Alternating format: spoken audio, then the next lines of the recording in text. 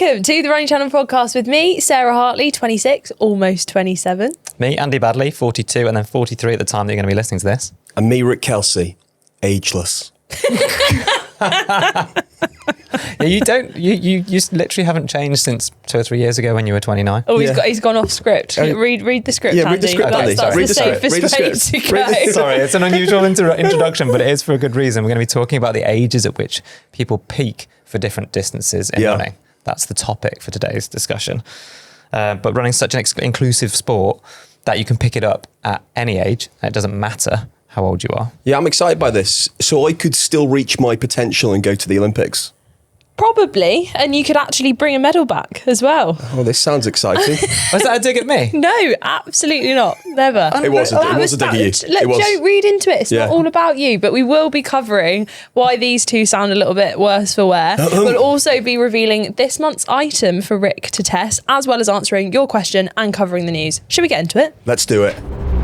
I love your T-shirt today. I love your T-shirt. Right, go on then. You two went to Lionel Richie. Big romance last night. We both went together to watch the incredible Lionel Richie. Lionel? Yeah, in fairness, that's how he said his own name. Just for anyone at home who might be feeling sorry for me, I did get a pity invite on Saturday. Did you? Yeah. So did Owen. Did you? You both declined Who us. did you text first? Both at the same time. I thought, Stop. whoever comes back, you can have a look at the timing in my phone. Both at the same time, so whoever comes back first, yeah. Because Nick Kilby, who was supposed to be becoming a friend of mine, dropped out. And then I'll just invite you two first on the buzzer. Oh, and we both said no. Yeah, you both said no. yeah. But we had such a good time watching Lionel. One of the best nights of my life. Really? Are you serious? Yeah, it was so good. Which part of the night did you like the best? Was it the bit when you spilt most of your drink on me, or was it the bit when you tried to take a photo and missed both of our faces? Those are one and the same thing. So I was enjoying the moment so much that I tried to take a selfie of Rick and myself, and then fumbled the phone and both took two terrible pictures and dropped my beer all over myself and partly over Rick as well. Would you like to see the picture? Yeah. Maybe we can share this somewhere. This is why have I got like secondhand embarrassment? Oh yeah, it was Sarah. Honestly, after he dropped the It's literally after for anyone listening on audio, it's kind of it's almost like an abstract. It is very abstract actually. Yeah. I was dancing in the sea. Never mind dancing in the ceiling after you dropped that on me. It was very, very wet. It was damp. I mean, you were wearing a lovely shirt. Thank you very much. Yeah, well, it was kind of a Lionel style shirt. Yeah. It was so much fun though. We had an absolute blast. Right. Yeah. And second song of his set, Running with the Night.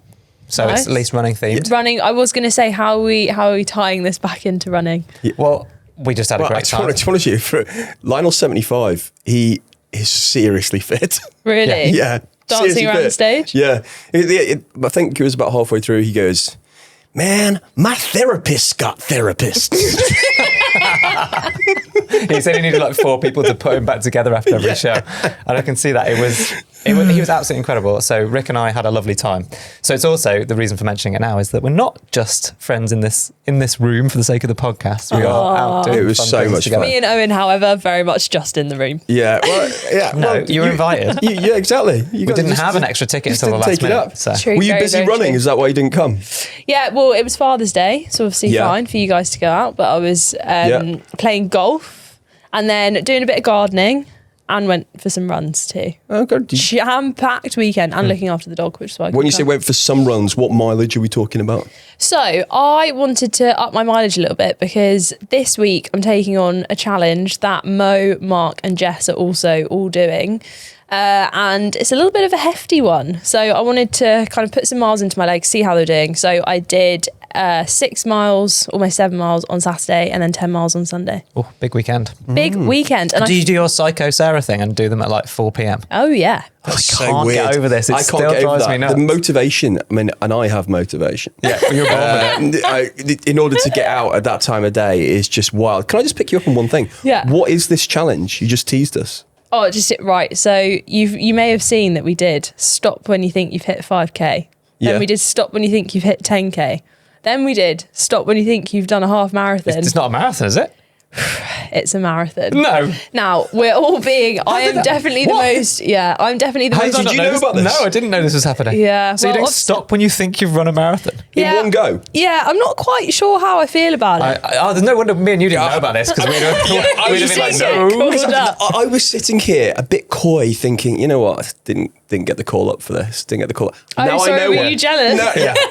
I am not jealous. No. I'm glad I didn't get the call up for this. Yeah, so Jess obviously needs to run a marathon. Mo was probably bashed one out in his sleep before waking up. Yeah. Mark is actually on holiday, but with his in-laws' family, so is buzzing at the chance to pop out. Hopefully Mark's in-laws and their family don't listen to the podcast. No, he said, I'm in Wales. I've actually heard it right in the comments every week. No, stop, that was a joke. He said he was buzzing to go explore some of Wales. So this is going to be a very pretty video, and then we need an extra person. So you're doing it. Are you in shape to run a marathon? Are you just going to stop after like 15k and go, I thought I'd run a marathon? Yeah, well, obviously, the beauty of this challenge is I don't have to run a full marathon. I won't know if I've run a full marathon. I have done a lot of long distance walks. So I think my strategy... Different muscle groups? Well, I walked about 15 miles the other weekend. Right. And then I've been slowly building up my mileage. So tactic, this will come out post video. So tactic A could be I go out and try and do a half marathon on Saturday and then try and do a half marathon on Sunday. Right. And then just do resume later on my watch. There's no time limit for you to run the marathon? No. Okay. Yeah. Option number 2 is I just go out for an epic day out on Friday. Run a bit, walk a bit. Yeah. Chill a bit. I mean, that sounds doable. It's going to be like 26 degrees though, so I'm not really too sure. This was going to be my next this. segue because I like the heat. So and I've been up in my training a little bit. So I had 2 hard runs, Friday and Sunday. And I quite like the heat, but how are you finding it?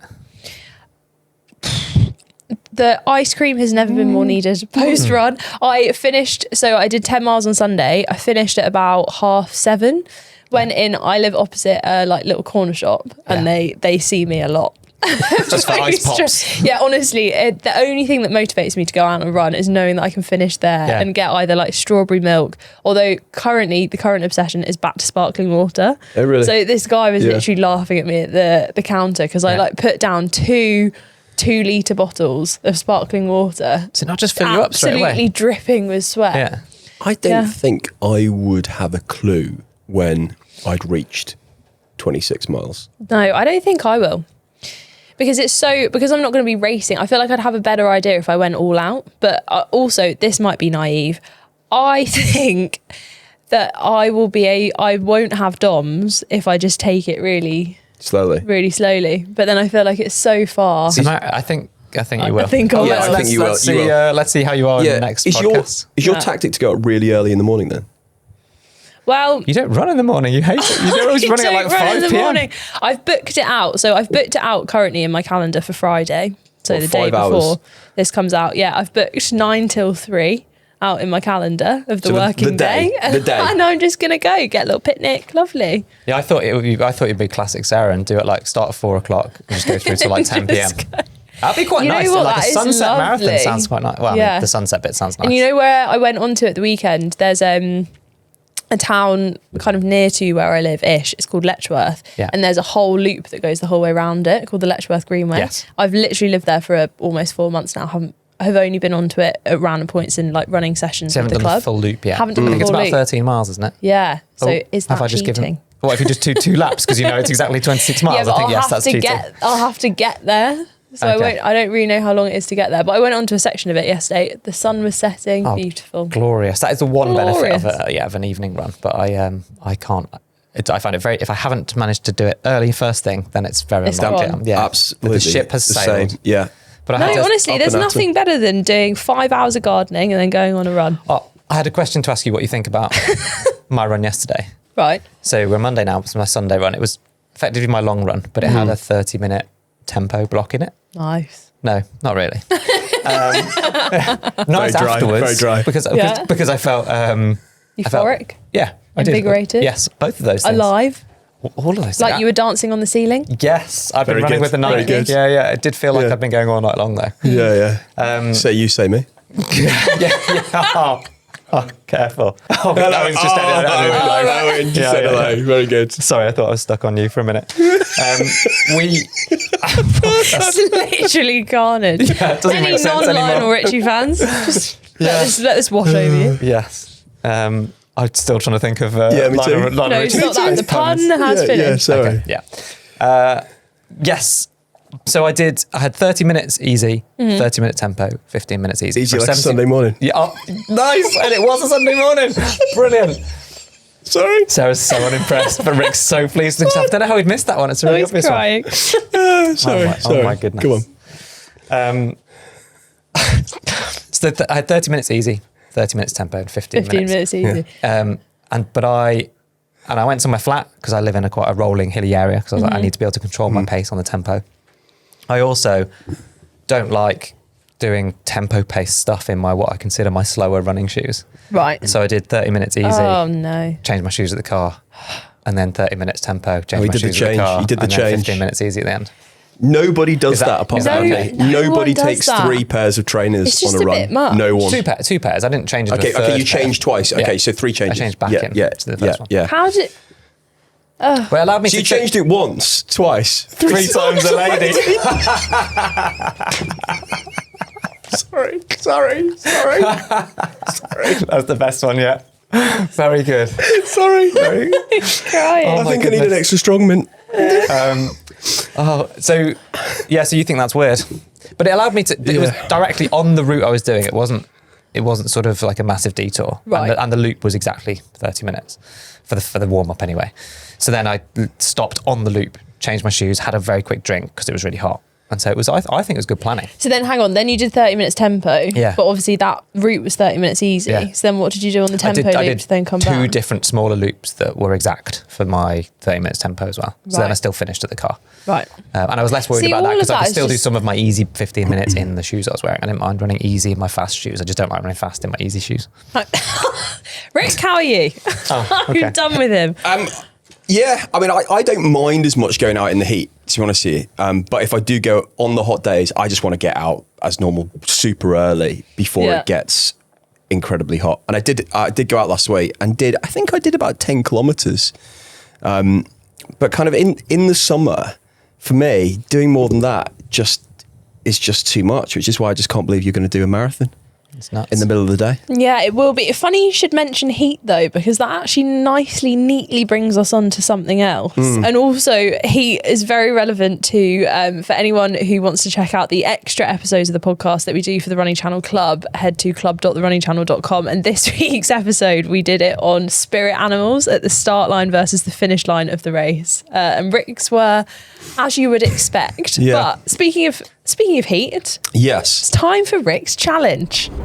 Right, so as we're recording this, we're about to have one of the hottest weeks in the UK so far, probably Yes. the hottest week of the year so far, which is why it's so great that I'm doing a marathon. But we know you love a hot tub.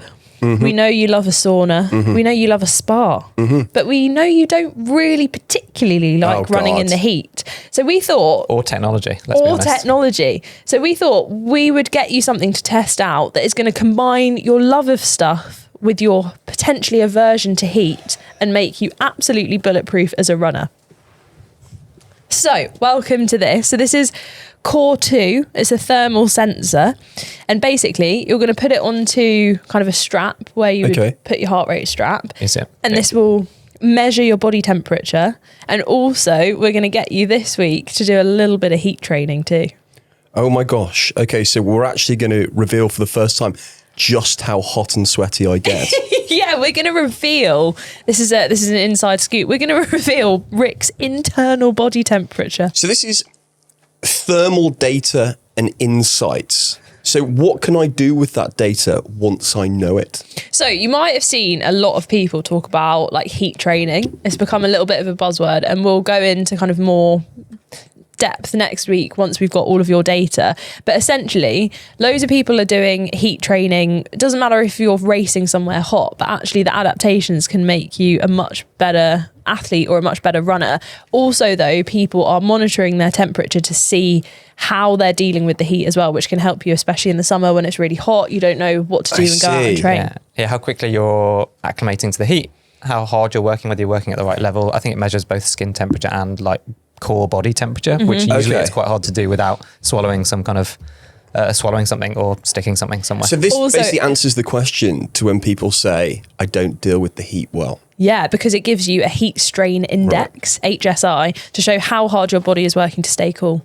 So higher strain means your body's prioritising cooling over performance. So I'm actually interested in this because you are the pinkest person known to man. So it's clearly radiating a lot of heat. Yes. But then you spend a lot of time in a hot tub. So surely So I you can should deal be with, pretty good well, with yeah, I dealing think I with can the deal heat. with heat. I can deal Maybe with that's why his body just goes like dehydration heat time. quite well. Yeah, and it has a default reaction. Yeah, a So he has default one pink. pace. He Yeah. has one. So it just sorts face. itself out. One Yeah. pace, one face. One pace, one face. Yeah. But yeah, and the blood pressure is fine. So, Yeah. maybe I do acclimatise quite well. And So- do you want to know what my favourite element of this is? Go on. So you'll be able to put this on a heart rate strap, go out for your runs, measure your temperature. The other thing that we would like you to do this week is some heat training. So what we're going to ask you to do is put on, do you remember onesies? Oh, you're joking. Yeah, special so thermal we've got onesie. a lovely thermal onesie for Yeah. you to take to the gym. Hop onto the treadmill and you're going to do a little bit of a test of what heat training's like. And no, we don't want the onesie back once you're done. Can't I just do it outside? Does it have to be in the gym? It has to be in the gym because you don't want the wind convection messing with the Can results. Rick do the whole of next week's podcast, or at least the Rick's Challenge segment in the onesie? suit? Yes. Yeah. So come back next week, watch on YouTube, and you'll be able to see Rick looking I can't ridiculous, wait. No, all stick in with the the name audio, of stick with science. audio. Can't see, Yeah, can't wait to stick see with how the you go. audio. And, Yeah. and if there are any other technological advancements or things that Rick should be trying in the Rick's Challenge series, then write into podcast@therunningchannel.com and we'll make your dreams come true. Right, should we talk about when Yes. people peak? Yes. So I think this is an interesting question because obviously everyone comes to running at such different ages. So actually, like, an important thing to note is that if you start running, I don't know, age 50, age 60, age 70, you might be able to get PBs. If you Yes. start running age 20, you might be able to get PBs. But I think what we're answering here is if you've started running maybe in your early 20s and you've gradually got better and better, we're essentially asking my question here. Have I peaked? When will I stop peaking? When do I need to create plan B of when I can't PB anymore? Not for the marathon. These times fascinated me. So average marathon times for the 30 to 39 age group are the fastest at 3 hours and 50 minutes for a marathon, compared with 20 to 29 age group, 3 hours 56 minutes. Interesting. 40 to 49 age group, 4 hours 10, and 50 plus 4 hours 40. But I suppose when you think of the marathon, I tend to think of people in the late 30s being at their best. Often as well, it's cited that like people in their 30s, 30 to 35 is considered like the golden age. And this is due to things as like endurance, mental grit, experience, optimal bone and muscle strength, and efficient energy metabolism. I've got a take on this. I wonder, because that's, I think, what a lot of the studies show, or that in terms of average performances in those ages. Yeah. One, I think there's going to be some societal things at play, like who has the time and the money to train more, and also who has the commitment. And at 20 to 29, I think there's quite a big difference in your like approach to life. You could still be at college or university in your early 20s. Then if you're at 29, then you're into a career and perhaps haven't started a family. It's a massive difference there, whereas it's probably a little bit more structured in your 30s perhaps. Yeah. But also, I think that, so when I was competing, this was definitely the like common perception. It's like you earn your stripes on the track. So I'm talking more the elite end. Yeah. You earn your stripes on the track, 5K, 10K, and then you stepped up to marathon as you got older. And so you went and moved onto the road once you're in your 30s. And so people did all run their fastest times in their 30s, but that's because most people were in their 30s by the time they tried. Yeah. So I wonder whether that skews it slightly, because now, like Kelvin Kipton was incredibly young when he set this what's still the world record. The money is different now. So a lot of elite athletes, particularly from Kenya and so on, are switching to the marathon at like age 20. Yeah. Whereas no one would have ever done that in my career. It would have been incredibly unusual to see someone in their early 20s running a marathon at the elite level. That's true, because also if we then come on to ultramarathon, a 2020 study found women peaked between 40 and 44 and men between 45 and 49. But is that the same thing? Where like how many 25-year-olds do you know that are doing ultramarathons versus how many people in their 40s potentially when they've got a little bit more time to be like, bye, I don't feel like family. I've got very much time. I'll see you. But I do think, I think in a few years when my kids are a bit older and a bit more independent, I will definitely have more time. And you'll start ultramarathon training. No, but also this is a funny one. I don't know how. Like ultramarathons haven't been around for very long. Exactly. Yeah. So 20 years ago probably is when ultramarathons started to become a real thing. Like UTMB is about 20 years old, I think. Yeah. Right. So Isn't that mad? What do you think will exist in 20 years' time from that doesn't now? exist now, yeah. Well, I mean, go back 20 years, the iPhone hadn't been invented. No smartphones existed. Well, High Rocks was not a thing 3 years ago, Social media. 4 years ago. Yeah, do you reckon it will become more hybrid? Like it'll be UTMB, but you have to like... Pull a sled behind you. sled behind you, Yeah. yeah. You're doing wall balls on the peak. But there's obviously got to be something in this data, because if that's the only data that we've got that says ultramarathons women peak 44, men peak at 49, then that's the only data we can rely on. I do think experience is a huge factor in like people. I haven't met many people who have like set out for a certain time in their first marathon and have achieved it, just because it's such an unknown. Like it's such a beast in itself. Whereas potentially, if you are going for the shorter distances, is it slightly easier to train Andy's got a point for though, because Sarah, you can get closer hasn't to it? he? Oh, hello. Because this is unusual. No, he has got a point. Do you think about it? So what's he doing now? So Andy peaked at what, 30? When did you retire? 30? How old are you? 20. So I stopped trying to compete professionally when I was 34, 35. Okay, Right. so But 35. I didn't really compete in the last 3 years of that. because Okay, I was so injured and stuff. he stopped competing professionally at 35, but he is peaking at his marathon now. 40, yeah? Yeah, but I don't think there's any argument that I would have run a faster marathon when I was 30 than do you think? than I would run now. Yeah. Yeah. Well, But because I think- even though you hadn't trained for that. so if I had have trained for it at 30 versus if I train for it now, then I think that physiologically I would have been What younger. about if you and- trained for it as 18? No, I don't think my body would have been strong enough to do it. So I See. do, and this is like, I'm sort of halfway between the old and the new wisdom. Yeah. Like the old wisdom was very much like you had to almost put your dues in and have put the miles in over 5-10 years as an athlete to then jump up to the marathon and really perform well at it, because you've almost like, you've put in 10 years of aerobic training and strength and cardiovascular, all of that stuff. So then you're strong enough to go run a marathon. Yeah. I think that's a bit less true now. Like clearly, yeah, these athletes that are going there younger are able to do it. So Oh, I don't think you need to have banked like 10 or 15 years, but I But do think you then need a few years in the bank. What's going to be interesting though is, say you've got a runner who is, competing phenomenally age 20. A marathon is a huge toll on your body. And it's actually interesting to look at like the amount of times elite athletes will run a marathon per year compared to the average runner who might be bashing out far more. But these elite runners who are literally on their red line every single time they're lining up to a marathon, they're being competitive. How long will their career be? And actually is peaking less to do with the age at which you will peak versus how many years you've put in to get to the peak. Yeah. See what I mean? So you're creating your own peak. Yeah. Yeah, there's a lot of chat amongst pro athletes often of like, it's quite unusual to have, there are definitely examples of people I can think of, Bernard Lagat, for example, where they have a 20 plus year pro career. Yeah. But there's a lot of people that sort of, you kind of last 10 years almost. That was pretty consistent for me. Yeah. And a lot of people like sort of, I came relatively late, so wasn't really training properly until I was like 22, 23. Yeah. But then I've retired by 34. So that's roughly 10 years at that level, putting all in. And that, see, shorter middle distance running, an 800 and 1500 male runner is most likely to run fastest at around 25.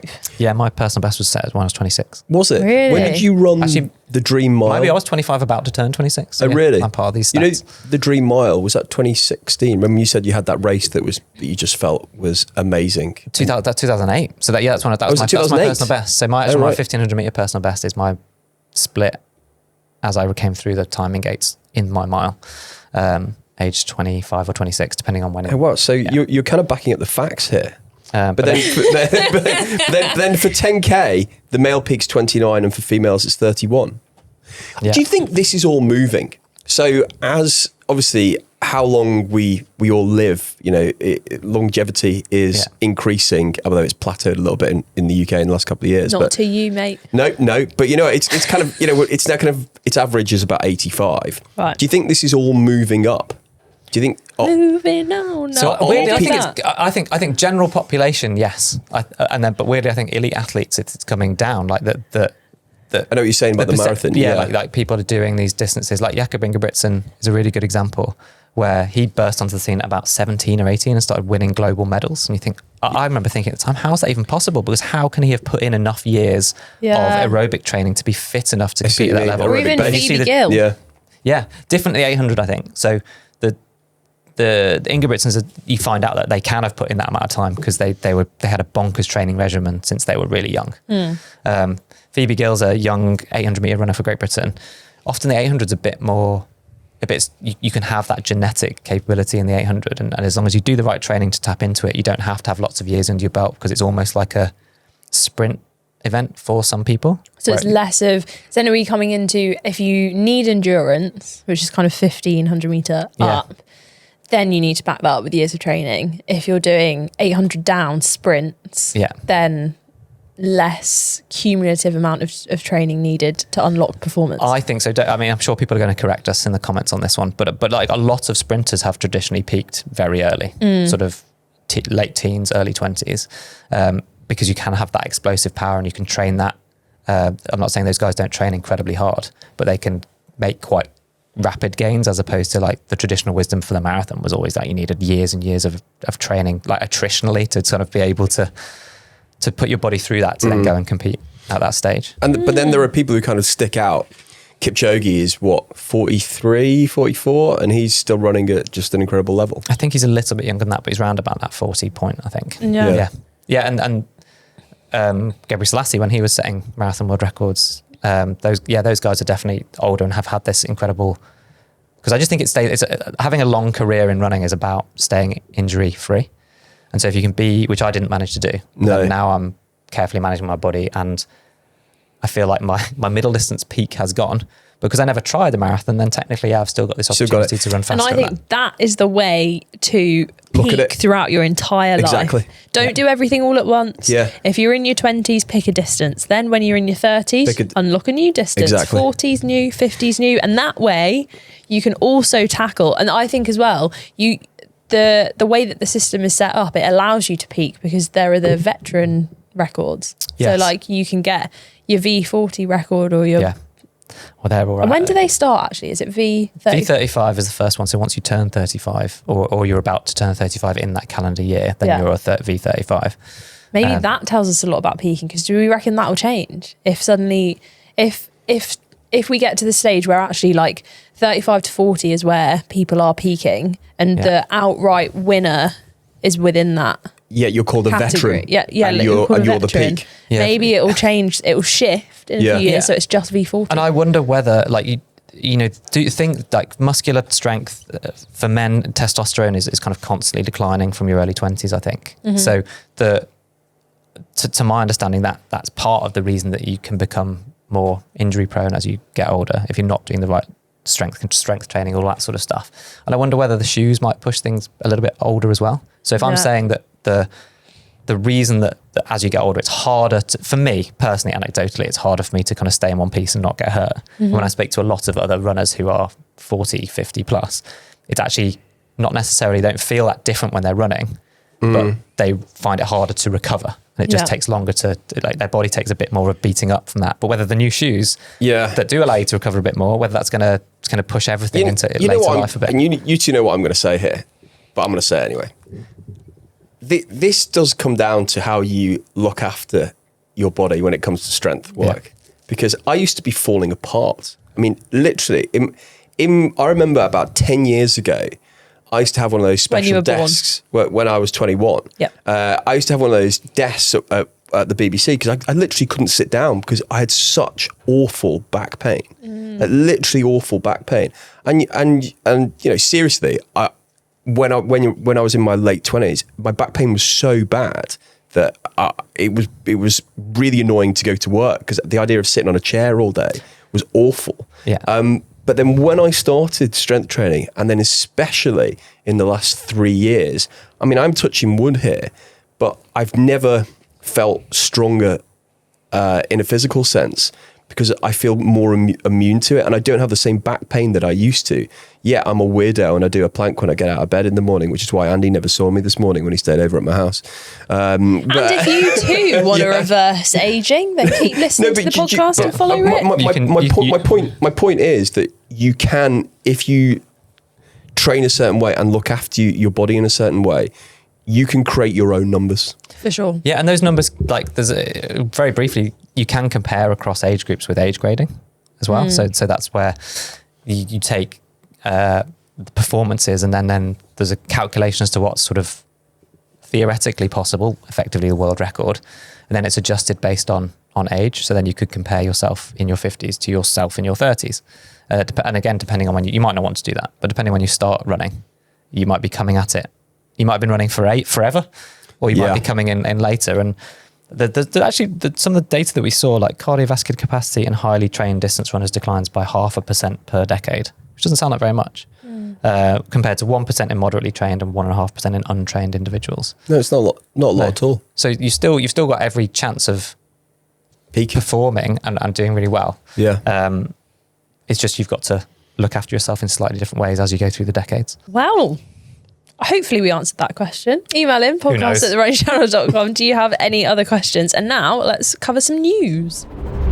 I feel like he gets a lot of airtime on this show, but George Mills. Oh, you love George Mills. George Mills, this is deserving of it. Yeah, Mo Farah, like Sir Mo Farah, multiple Olympic champion, world champion, and until now, British record holder over the 5,000 metres.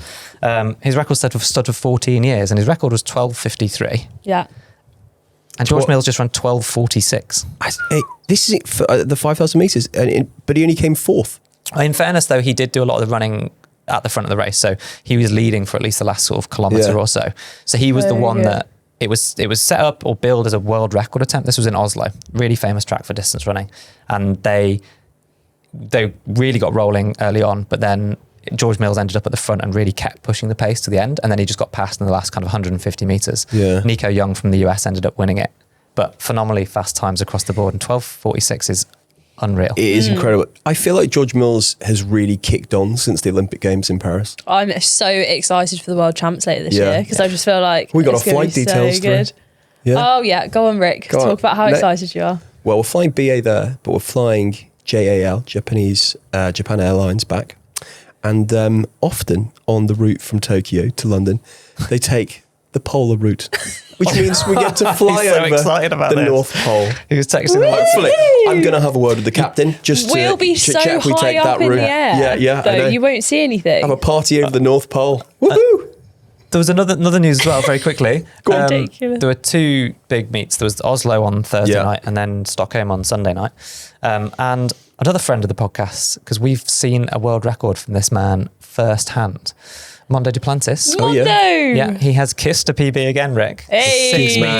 6 meters 28 centimeters in Stockholm in front of his home crowd. 6 meters. Really cool to see the footage because there's loads of people in the crowd. I think friends and family. 6 meters 28 centimeters. Yes. Wow, Mondo. He just always puts on a show. Yeah. He never fails to disappoint. 6 meters 28 is marginally taller than Rick. Yeah. All 5'11" of him. Well, 6 foot, let me just get this right, is 183.2 centimeters, and I am 183.19 centimeters, which obviously is rounded so up you're to 6 foot. 5'11". Jolly good. Okay, should we go through some questions? Let's do it. Firstly, I love what you guys do, bringing a little bit of humour to one of my favourite hobbies. My question this week is, how do you deal with body image, and have you each had any struggles in running? I was on a run recently, quite early in the morning, and had a tight running top on. Normally, I don't see anybody, but this week I saw a woman I used to walk with. She hadn't seen me in a while, and I just drank a big bottle of water with a Lycra activewear top on, and she asked me if I was pregnant. I laughed it off at the time and thought it was quite funny, but I think it affected me more than I thought. I noticed I haven't wore any proper running clothing, just baggy t-shirts to run ever since. I never thought I was someone who really cared about what I look like in the kit, but the thought of now putting on race day kit and a waist belt with a number on is very stressful for me. And I worry that people will be staring at my tummy. I would like to clarify that, by the way, that I'm definitely not pregnant. I just like carbs. So how do you guys deal with feeling on show in tight kit? Any advice would be great. And Owen, that is from... Zozzy. Yeah. Okay. Sarah. Oh, I really sympathise with you here, and thank you so much for writing in, because it's so hard if you are self-conscious, and I've definitely been self-conscious of things like that. But I've seen like a few different brands do loads of campaigns, especially as we're like coming into summer, on like just wear the shorts, or like don't worry about what you look like. But equally, it's hard if you do care, and it's really hard to get out of your head. I would always remind myself on a run, if I am ever feeling self-conscious, that most of the time, if you're thinking about what you look like, the chances are the people who you're worried about thinking about what you look like are worrying about what they look like. So actually we're all kind of going around thinking the same thing. And if you've ever, most people, there are obviously some horrible people in the world, but most people would not look at another runner and judge them or like think something horrible. So actually just imagine have an out of body experience. Imagine your best friend, and what would they say about you and what you're wearing, and like, would they support you? And try and talk to yourself in that way. And actually in a racing context, I sometimes find that's a little bit, that feels a little bit better compared to if I'm just running out by myself, because everyone's in the same boat. Yeah, because if you're out just on a run in a park, there could be someone who's not a runner, and therefore is a little bit less nice about everything. Whereas at a race day, you're absolutely right, Sarah. Everyone there is going to be thinking about themselves in the nicest possible way. That they're going to be celebrating the fact that you're out there doing it just like they are. Yeah. And every runner has that anxiety and sort of self-awareness and maybe like neurosis that's like you're worrying about things like that. And yes, I'm an ex-pro athlete and I'm quite skinny, but I had similar worries. Like I was running against other elite athletes. It was a little bit of a dangerous environment sometimes, body image wise, because you're constantly watching what you eat. You weigh yourself a lot. You have like physiology tests where they do like calipers to measure your like skin folds and body fat and all that sort of stuff, and then that can spiral out of control too, and it did for me at some point. So I do get it, where you can kind of perhaps look in the mirror and not see what other people see. But I would say we kind of love and support all the runners out there getting out there and getting it done. And think about whether you've ever thought badly of someone else for what they were wearing at a race day. I don't think I've ever even really noticed other people in terms of that sense. You're just thinking they're all doing the same thing. You're so focused on your own race. You know what I enjoy as well? Sometimes I just feel like you have to pick out. Sometimes I'll go for a run and I'll literally just throw on whatever I get out of the drawer, and then that can actually make the problem feel worse, because as soon as I start to feel conscious on the run, I'll be like, well, yeah, actually my socks don't match my shorts. My shorts are quite bright and the top doesn't really. So bit of planning. That helps if you can look in the mirror before you go out on a run and be like, yes, love this outfit. Whatever makes you feel confident, that will help that like inner dialogue as well, I think. Yeah, I think I can guarantee that almost every other runner feels like this to some extent. Yeah, exactly. There's a reason that you subconsciously speed up when you run past a group of people. Like I've always called that bus stop running. So that every runner feels a little bit like, so if you can kind of have that in your mind and remember that everyone else is going to be feeling the same way, and it's our job as runners listening to this podcast, out there at races, out there on the street, just to like support and lift up other runners and be positive and kind of just be the legends that we know you are. And the next time you pass another runner, give a little smile. I saw someone talking about Don't crush their spirit. Don't crush their spirit. Well, in a race you can. Just embrace it as well. Embrace it all. I mean, every time if I'm wearing a slightly tight top, and I see a little bulge there, I think, well, I enjoyed that bottle of Gavi. Not immediately before a run, right? No. Right. Straight after. Club question from Mark Cummings. What on earth is going on? Runner has me running 16k to get faster at 5k. Makes no sense. And all the sense at the same time. Keeping up? Yeah. Trusting the process, but still, 16K, Mark says. Mark's really frustrated, actually. There's a lot of exclamation marks and question marks going on here. What do you think? I guess it's time to stop procrastinating and knock this run out. Shall I post an update after? Yes. Still holding strong on day 63 of running 5K every day until either I run a marathon or I beat my 5K PB, which is 23 minutes and 50 seconds. Let's see what comes first. Ooh, lots of stuff going on there. Yeah. So to get faster at 5K, if you're early in your running career, then you might not be needing to run 16K as a longer run. Yeah.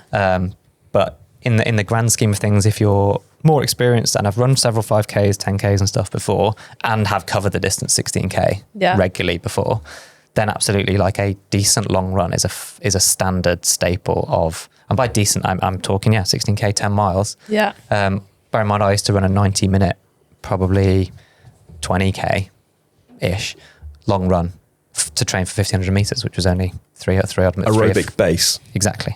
Yeah. You just love shouting aerobic bass, don't you? Aerobic bass. There's possibly a song in that. Yeah. Yeah, it does feel like a lot, but trust me, it will help the 5K time.